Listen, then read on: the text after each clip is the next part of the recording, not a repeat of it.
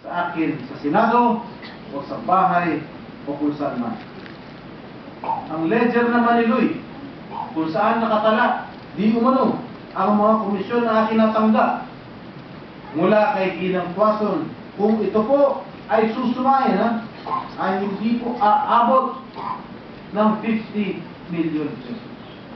Ang iba naman nakatala sa ledger ay hearsay, sapagkat wala namang personal na kaalaman si Ben Hurloy dito. Kinala niya ang mga ito dahil inutos o sinabi daw ni Ginang Napoles. Halatang halata na pinilit upang magkaroon ng kasong plunder. Nabanggit ko na rin lang naman ang pagtistigo ni Ginang Quazon sa pagdinig sa Senado. Matatandaan na sinabi niya minsan siya nag-deliver ng pera sa aking opisina. Mariin ko itong kinabubulaan. Bilang patunay ng aking sinasabi na hindi pera o hindi pagkain, madalas pa ay sandwich ang dala ni Ginang Quazon. Narito ang isang larawan na hango sa CCTV footage report ng Senate Security. At sa dalawang report na sinubete ng Senate Security patungkol dito, wala ni isang pagkakataon na nakita si Ginang Quazon na may dalang duffel bag katulad ng kanyang pinagsasabi. Kitang-kita na po, mismo ang Senate o saan nagbigay niya sa atin. Ginoong Pangulo,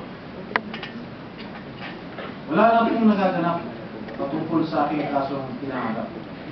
Lalo na sa mga nakaraang araw ang aking ipinagugulat pa. Katulad nga ng lagi ko sinasabi, sa simula pa lamang ang usapin patungkol sa anomalya sa pilak, kami ay hinusgahan na sa mga paratang na sa aking tinagap ay di ko po kayang gawin. Biguman kaming makuha patas na hustisya sa Blue Ribbon, sa DOJ at sa Ombudsman, malakas ang aking paninindigan na kami ay kakatigan ng patas ng kataas-taas hukuman at ng sangguniang bayan. Marahil sa pagbubukas ng panibagong sesyon ng mataas na kapulungan ito sa darating na huli, hindi niyo muna ako makikita rin. Sa bibihira at limitadong pagkakataon, absent po ako sa Senado. Ngayon lang siguro, the records can bear me out. Kahit kailan, simula nung naging senador ako noong 2004, hanggang ngayon, kahit may sakit po ako, pumapasok po ako rito sa Senado. Wala po akong absent. Kung sakasakali man lang ako ay ikulong, doon lang magre-reflect na hindi po ako makakapasok.